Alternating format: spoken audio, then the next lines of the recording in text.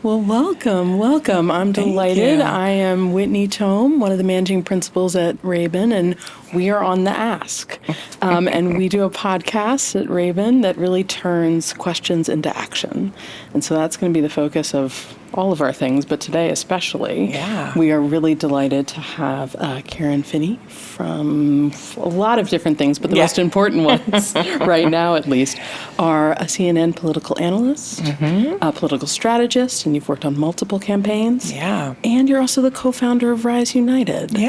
Which is really exciting, and it's really focused on a super PAC, right? The goal is to, a couple of things. I mean, as we know, and I know we're going to talk about diversity, and one of the things I think is making politics so exciting right now is that we have more diverse voices and faces who are elected leaders, who are running for office, who are behind the scenes. And, you know, I think better decisions get made when there's more diverse people around the table. And so the goal of Rise United is to really focus on people of color, young people of color under 40, who, you know, Black, Brown, particularly AAPI, because, you know, particularly with Kamala Harris at the top of the ticket, it's a whole new opportunity to have just a totally new conversation with a community that Democrats haven't always done a good job talking to. And also to engage micro-influencers of color, because as we know, that's where, you know, in our folks' days, it was the beauty shops and the, you know, but now that's where kids are. That's where folks are. That's where they're, I mean, it was so funny. I was walking down the street the other day, and it was some group of 20-somethings, and one of them said, like, I haven't been on TikTok in 2 weeks. I feel like I have no idea what's going on. And I thought, oh, wow, because that's where so many are getting information. So, we're trying to really lift those voices up and help amplify them so that we can, so that they're talking, you know, we're helping them talk to each other is really the goal. That's great. And I'm so glad you're doing that, Karen. It's so important. I think it's, you know, both the wave of conversation around diversity, equity, inclusion. I'm sure you've seen it throughout your career, especially. Oh, yeah. And so I'd also love to say, like, now that we're into, you know, micro-influencers and, you know, TikTok, and, like, I have a teenager and I'm still like, what do you use for this? That, you know, we've seen also an evolution in diversity, equity, inclusion over time. And we're also in a hotbed moment, I think, in this especially incredibly fraught political moment of having a lot of attacks that are happening on diversity, equity, inclusion. And I'd love, from your perspective, around sort of the trends you've seen over your career, but also what does this moment mean? Well, that's an easy question, of course. I mean, I love how you keep it small. Okay. Look, I think it's a couple of things. I mean, number one, so my mother's white, my father's Black. When I was born, it was illegal for my parents to be married in their home states of North Carolina and Virginia. So just right there, we're about to, you know, have a first woman, Black woman, South Asian woman be the nominee of the Democratic Party who is also a mixed race person. And so you think about how far we've come just on that front. And, you know, look, I think it's important when we talk about diversity, equity, and inclusion that we're remembering that the journey, it's about women's rights, women of all backgrounds, as well as people of color, but also, you know, people who, white low-income people benefit from DEI programs, right? Because the point of diversity is, again, different voices and faces around the table. And obviously, you know, my father was a civil rights lawyer, so Martin Luther King Jr., right? That was a big part of his vision, was this kind of diversity. So I would say over the course of my career, to be able to see more diverse people who are leading campaigns, who are also running for office, but also as someone who's worked in the media for a long time, you know, I can remember a time when, you know, the news was delivered by white men. Absolutely. Because only white men were considered authority figures. And the work that we had to do really throughout the 90s and early aughts to change that and to change that perception was really important. I mean, when I was at the Democratic National Committee, I was the communications director. There was a period where we were trying to get Senator Dianne Feinstein was the head of the Senate Foreign Affairs, I think it's called, right? But yet they kept having John McCain on the Sunday shows. And at the time used to be, those Sunday shows were really critical moments where... Like everybody in the country was like listening and watching and paying attention. Exactly. And you were establishing this is going to be the conversation for the week. This is the authority. This is what you got to know and believe. And I can remember saying to a producer, this doesn't make sense. She's the chair of the committee. All due reverence to John McCain, but come on. So obviously that's changed, and especially having more women in the Senate and more women in the House and more women in leadership positions in both bodies.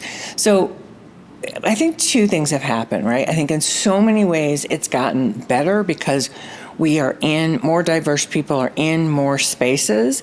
And thankfully we have people who are in those spaces where they are making, like the vice president says, you may be the first, don't be the last. That's right.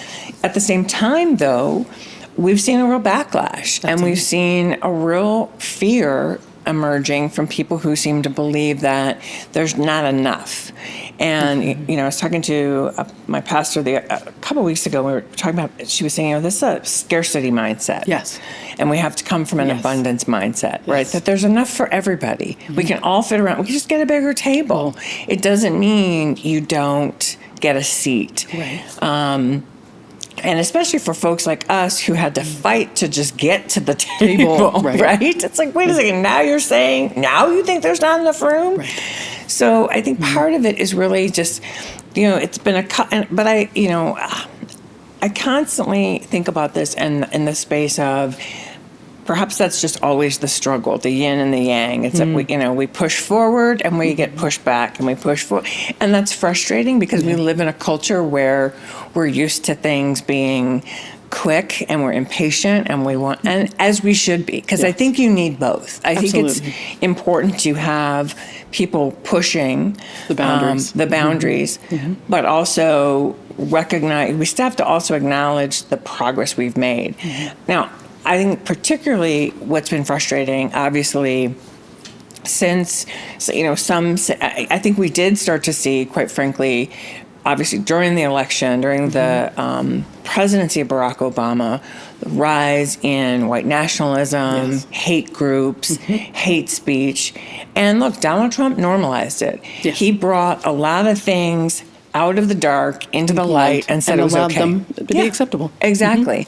And so when we talk, and they've made diversity, equity, and inclusion a target, and they've made it something to be feared, instead of acknowledging, and instead of acknowledging that it is actually us at our best, that America is at its best when we are acknowledging our diversity. I was just looking, just as an example, there's a story about a young, I believe he's African, he's on the Time magazine cover, the young people cover of the year. He's potentially invented a soap that helps with a form of cancer.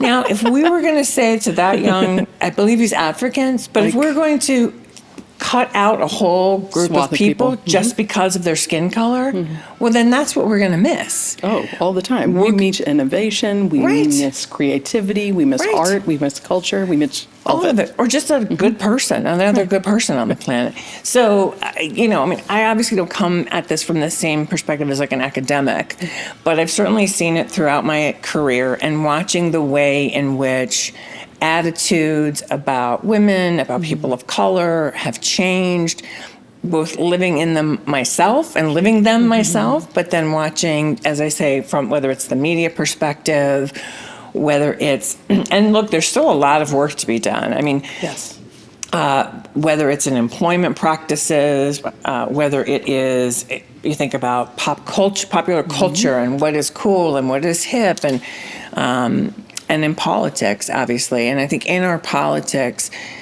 this is one of the things I think is most dangerous about Donald Trump right now, which is this normalization of something that we had said, what I thought we agreed was a value, was a core value, to say let's make sure people have opportunity.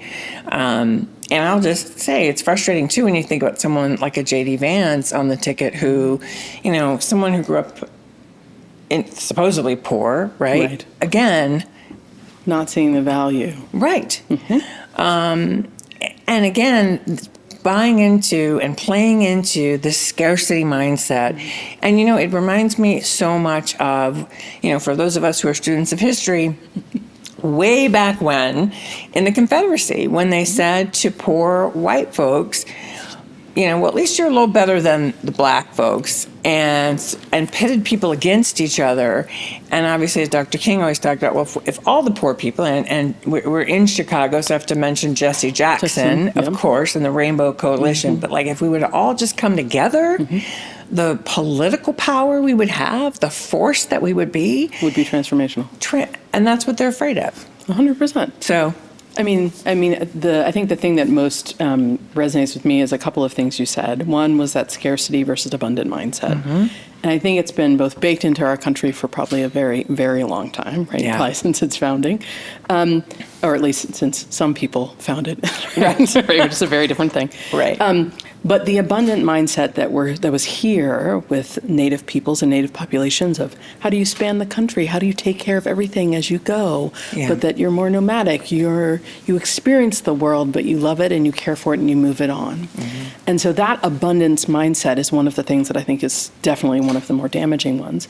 But I think your other point around history, like I can go back even further and think about the doctrine of discovery and the way in which we have often as humans pitted people against each other to try to sort of win, whether it's land, whether it's resources, whatever it is. And I feel like that same conversation, right, is happening right now. Sure. And how do we get ourselves out of that mindset around like, you win, I lose. Right.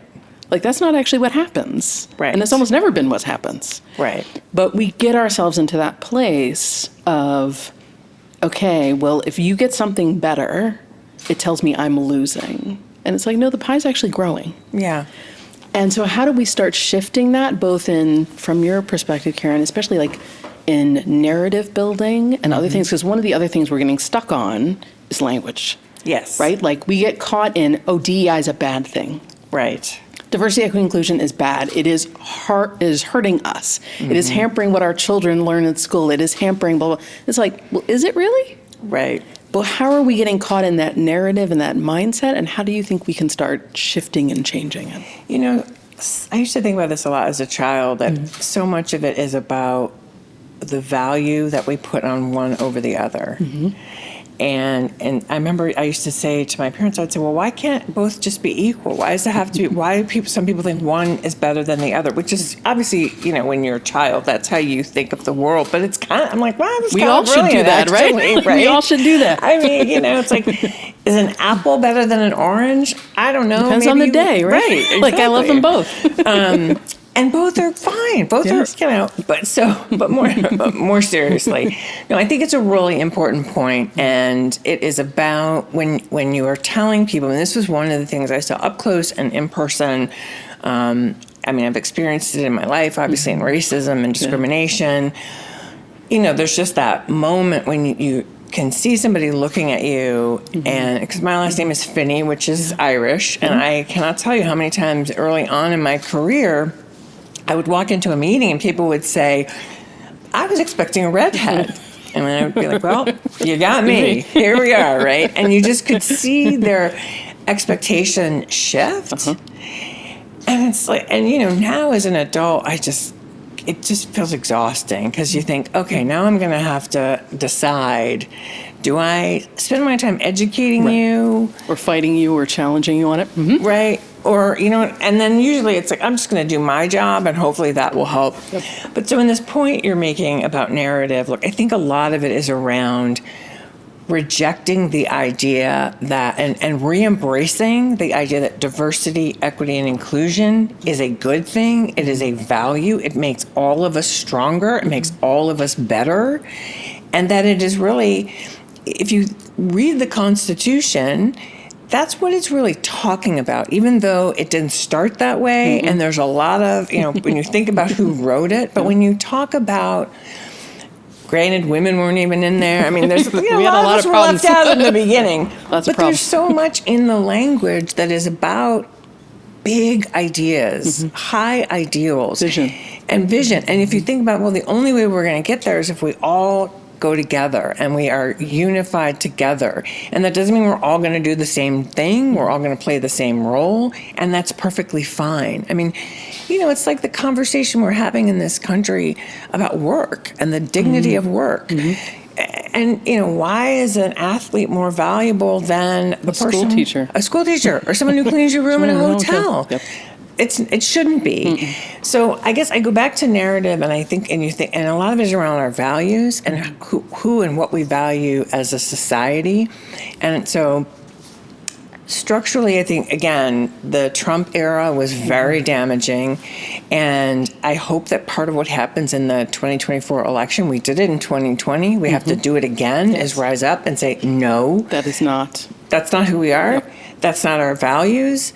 But then we've got to continue to hold our leaders accountable for that, and we've got to keep moving forward on that. And what do I mean by that? I mean that we have to, unfortunately, we got to do that sort of hand-to-hand combat when we see those folks who are trying to take on, like the Fearless Fund. Yes. When we see people, this telling us what books to read and trying to rewrite history, right? We have to take that on both from a narrative perspective, and but individually. Absolutely, in a very practical way. We've got to fight that. But here's part of what I think is so important about that. We do have to think about how do we win the win. And by that I mean, and my father used to say this to me, so he was a civil rights lawyer, and he used to talk about how in the civil rights movement, he was a lawyer, so he thought about winning the cases, right? And gosh, it was sometime around the Rodney King, and I remember him saying to me, like, we just thought if we changed the law, it would fix this. Right, yeah. And I understood that, but it's like, yeah, but you also have to change culture. Yes. And that's something I think we understand and have an opportunity to do now through social media. And we have more tools to do that if we use them the right way. But we have to win that culture conversation. I don't want to call it a war because to me it's about values. Yeah. But it's about how do we have a conversation with people that, again, says, there's enough we're not in scarcity, we're in abundance. But what that means is we are going to have some resources that we say, you know what, we want to make sure that people who usually don't even get a chance to get in the door of some of those Wall Street firms can have an opportunity to pitch their case. They still have to make the case. They still have to, earn the right to be there. They still have to do the work, right? I think. And sometimes I think there have been times where we have let the other sides win the language war. Yes. And so I think that's another piece. And I'll give you an example around reproductive rights. One of the things, I was on the board of NARAL for 10 years, and before it became Reproductive Freedom for All. And one of the things we kept seeing was that there are people in the middle who would say things like, well, I wouldn't have an abortion myself, but if it was my neighbor, I'm not going to tell her what to do. And so we finally said, well, they're telling us something that we have to be paying attention to. They're saying, I'm not going to label myself. I don't like the pro-choice label. Right. But what they were saying is what we would say. So it was kind of like, well, wait a second. So let's stop us trying to tell them who they are. They're with us. Right. Let's listen to them, and let's have that conversation the way they're trying to have this conversation. And so sometimes I think, we want to... we just have to understand and think about how do we have this conversation with people in a way that says, we're not trying to brainwash your children, obviously. We want kids to be informed. We want them to know the truth. We want them to know the whole history. And frankly, I always say, and I want them to be proud about who we are now and and the fact that people can change and that's a good thing. Obviously that language frightens some people, but again, I think part of how we move through this space and time is to understand, what does that language need to look like? What can that conversation look like that doesn't, because language now has become so tribalized. We all go to our partisan corners and we're just stuck there. And look, as someone who also works in the media, I will say we have to reclaim some of that from the media too. That's true. So often conversations are binary. Like a decision comes down from the Supreme Court about affirmative action in college admissions, and it was good for these people and bad for these people. Well, wait a second. There's more nuanced. They're always more complicated. Right. And again, what tools do we have that we can use to have a nuanced conversation and say, I'm going to reject having a binary conversation, and instead I'm going to say 3 things instead of 2 things, right? It's just, how do we find those ways to do that? And I don't know all the answers, but I that's what it feels like to me, is we've got to figure out, how are we having a conversation that is more nuanced and that allows people the space to hear what we're trying to say. Karen, you bring up a really good point. So 2 things. My husband's an elementary school teacher and has been for over 20 years. And so your comment around children is a really fascinating one, because both from his experience in teaching, and he will say he's as much a student as he is a teacher, right? Is I think the other thing that you're talking about was that we often frame as like, we have to teach our children. Our children are teaching us, right, all the time. And we actually need to listen to the questions they're actually asking us. Right. Because my children ask me questions that are beyond anything that I would have asked probably as a kid, but also help me illuminate the complexity of an issue. Yep.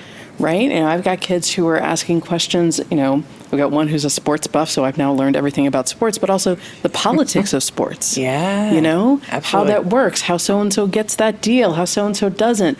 What does it look like when, the Argentinian soccer team is actually singing a racist song? Right. And so there are things like that where then I can go into a whole elaboration around like, well, this is what this means, not here in the U.S., but it also what happens in other countries. Right. And so I think we also need to reframe our thought around children and their ability to actually add to this conversation. Because in part, what both I hear and see from both the younger generations, but including my children, is like they think about these things fundamentally differently. Yeah. Right? And so they're not always in the same binary that folks at my age or older are in the same way. Sure. And they're also changing my parents, right? Yeah. And my grandparents and all those other folks in the group with like how they think about it, how they talk about this is shifting that. And so I think to your point, we need to pull and elevate their conversation up to the more political one because it's way more complicated and nuanced. And something I'll say to that too is, think about when President Obama was running in 2007, 2008, and so many people would say, "Oh, we're not ready." My dad was one of them. I'm like, "Dad, come on, really? man, this is supposed to be like what you're." Come on, what have you been fighting for? But we saw in focus groups, and this is what I think, people are constantly ahead of politics, because what we were seeing was it was young people. You would hear in focus groups people say, "Actually, it's my teenager who is getting me to rethink about whether or not I should vote for Barack Obama." Right. Exactly. And that had a huge impact on the electorate. That had a huge impact on the election. It is a huge part of, I believe, why he won. And so to your point, absolutely, that generation was experiencing the world and seeing the world in a very different way. And it wasn't even necessarily that they were rejecting what adults were saying. They just, it wasn't part of how they were thinking about it. And so, again, and that's part of what gives me hope, frankly, is this generation, Gen Z, is so much more multicultural. I hope they don't have many of the same hang-ups that we do. I'm sure everybody have their own issues. Right, exactly. But I think it's so important and such a positive because that is part of how we've pushed the DEI conversation farther along, because there's coming a time in this country where it's a majority country. So when we're talking about diversity, equity, inclusion for minorities, that conversation is going to shift. Exactly. But the other thing that I think is so important about this conversation that we have to also bring into it is power. Yes. That so much of this is about who's got power and how they use it. Do they wield it for good? Right. Are you Glenda the Good Witch? But it's one of the things, honestly, I have to say that I think it makes Joe Biden, when what he did, so impactful. Powerful. This is a white man, an older white man who was literally the most powerful person on the planet, you could argue, who said, okay, I'm conceding my power. I'm passing it on to this woman, who I'm telling you, I trust, you can trust, you should support. I mean, I was talking to a senator today who said, look, most of the members of the Senate were ready that if he said he was going to endorse her, we were ready to say we're with her. And that's what happened. And I hope that, I know that frightens some people, but I hope that also sets a model. Again, getting out of a scarcity mindset. It's part of why I think it's important that she's talking about, being a president for everyone. That's right. And I think that's part of why it's going to be so important. I mean, I just remember after President Brown was elected, sort of saying, see, everything's okay. The nothing world bad isn't burning down. It's fine. We're fine. But, we joke about it. But when we talk about sort of where we are in this moment, yes, we're under attack. Yes, it can feel very dire because the folks that are trying to literally take this stuff out, they are well funded. It is well organized. Yes. It is a strategy that they have had in place for a very long time. I mean, they very intentionally find the cases they want to bring. They shop navigate them through the system. They judge shopping. They navigate them through the system. They get them to where it was intentional to get the Supreme Court where all of that is very true. At the same time, again, we have to just keep creating both a tactical strategy to fight that, as well as a narrative strategy, as well as a counterbalance to that sort of scarcity mindset to create more of an abundance. And again, I think our younger generation is a big part of that. Yeah. So Karen, your point, and it's something I've been noodling on for a long time, which is the reason why these attacks are coming is because we're winning.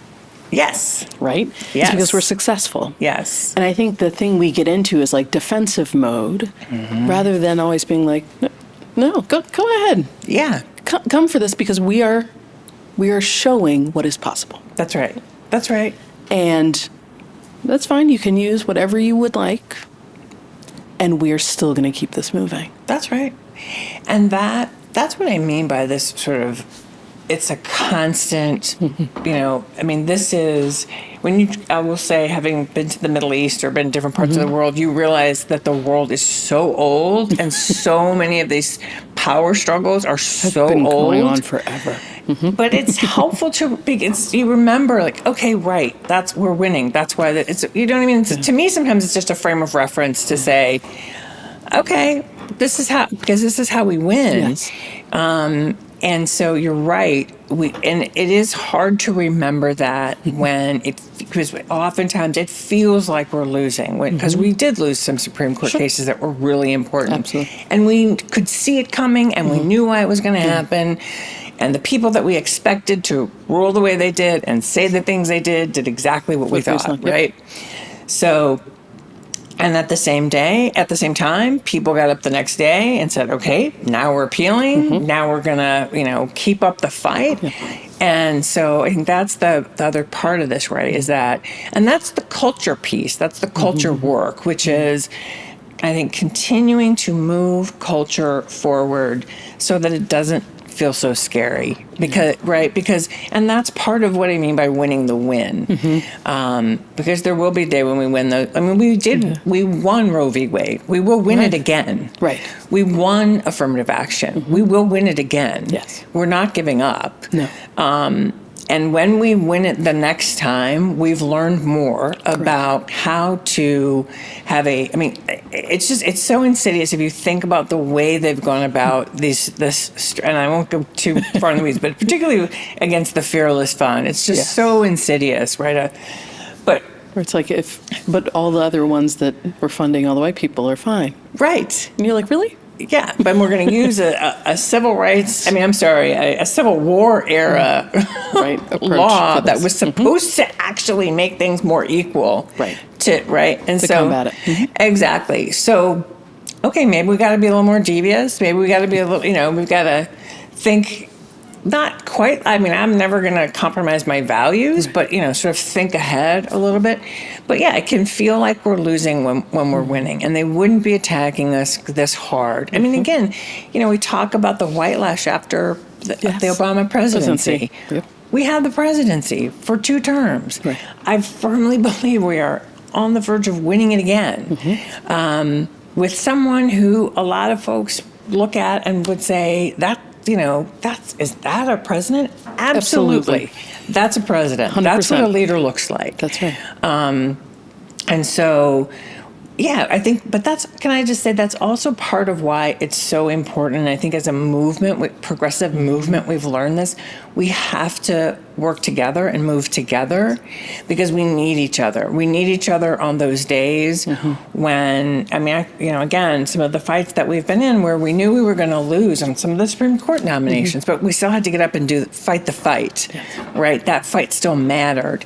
And we need each other, whether it's, labor and it's women's rights and it's civil rights and it's social justice. We all need each other for those days when we have to be reminded it's because we're winning, and we have to have the energy to get up and keep fighting and look for different ways. And again, I think so much of it is understanding, kind of keep coming back to this theme, I think, because I'm so mindful of technology and how it can be used in a positive way. Think about how within 24 hours of Vice President Harris being at the top of the ticket, the country learned what being brat meant. It was amazing watching people have to learn what that, right? And then everybody's like trying to make sure they're getting it right when they're cool enough to use it. Right. It's just but that's a positive impact of culture. Sure. Yeah. And so how do we use all these tools? And it's part of why we need a movement, and we have to have each other's backs, and we need to be unified. And, I look at the progressive movement, and I do think one of the things we've done really well in the last at least 10, 15 years that I've been part of it is, you have groups like Demand Justice who are working on the Supreme Court and understanding the courts, and then you have reproductive rights groups. And then we have labor, and sometimes there's a different group that's on it's their fight specifically around what some specific thing that's happening. But we're gonna, we're gonna help message. Bring a coalition. Yeah, we're gonna be a coalition. We're gonna message to our folks. You're gonna message to your folks, because at the end of the day, and this is where I think we win this fight. It's these struggles. It's about our values. It's about reminding ourselves. Who do we want to be? Who do we think we are? And who do we really want to be as people? And that's why, even though I feel like the Constitution can be a very flawed document, there's a lot in there, though, that speaks to a vision of who we could be. And that's really what this work is about, right? Because we're constantly reimagining a world we can't see, we may not actually end up being part of, but we want it to be better. We want it to be something different. Yes. And that, to me, is what DEI work is all about, is saying, I want more people to have that chance. And, there's a great study done by Robert Wood Johnson Foundation years ago on healthcare. And they talked about how different people think about life choices as, some people think of it as like, well, life is linear and you make good choices or you make bad choices, without recognizing that we don't all, as you know, have the same opportunity to make that choice. And that maybe it's more of a circle, and maybe it's more of a, you're constantly learning and growing. And so I think I don't know, I reflect on that sometimes to try to remind myself that people who disagree with us also, or who are afraid of DEI or have that scarcity mindset, again, how do I help them better understand that I'm not trying to take anything away from you. Right. I'm just trying to make more for other people. Yeah. And more for all of us in the end, right? Right. So, Karen, I'm going to close with one question. Uh-oh. I know this is going to be a really easy question, so yeah, go for par it. for the course, right, Yeah. for what I've asked you so far today. So the one is, given this whole wide-ranging conversation, what do you want people to do? Right, so as people are, both walking through this convention over the next couple of days, going back home to wherever that might be, and taking action, what do you want them to do? Yeah. And what would be, you feel like, most impactful? I'm a firm believer in the bring someone with you. If you're going through the door, if you're in a meeting, I've had so many amazing mentors and people I've worked with who would say, no, you're going to come with me to this meeting. And even if, you sit in this side, it's an opportunity to learn. So always think about, how are you able to bring someone else along with you and just give them that exposure, right? And mentorship, right? Because part of, again, when you think about DEI, it's, again, we're trying to envision a world that it doesn't exist right now. Right? So we have to see it. Is that me? I'm so sorry. But so part of it, I think, is really, how do we, if we're trying to envision what a more just, fair, equal world looks like, well, I want us to all think about that in our own How are mind. we behaving that every day? Yeah, how do we, and it can be very different for everybody. Sure. I think that's one of the most important things. And then the second thing that really is be mindful about your own language and how you talk about issues and how you talk about what it means to have a diverse mindset, to what equality means. What does it mean to be more inclusive? What does it mean where you work, where you go to school, where you live, in the spaces where you exist? And think about, because a lot of times we're careless with the words that we use. And, I'm obviously someone who spends a lot of time trying to be very mindful of all the words that come of out my of your mouth. words. But we can all do a little bit better job. And I, it's like I was saying, we don't have to think of everything as they win, we lose, right? It's like, no, it's just different. It could so I think those are the two big things. And the third, vote. Get out there. Please vote, because the only way we change the world is it starts with our vote. And then it starts with holding accountable the people who we say to them, we trust you to do the things that you've told us you're going to do. And if you don't, I'm going to hold you accountable. Right. One of the places where you live your values is in your voting. Absolutely. Absolutely. Karen Finney, thank you. Absolutely. This was a joy. This was fun. This was easier than I thought it was going to be. We try to make these painless, relatively speaking. Yeah, no, this was a great conversation. Well, thanks for joining the Ask, and thank you. Look forward to the next episode. All right.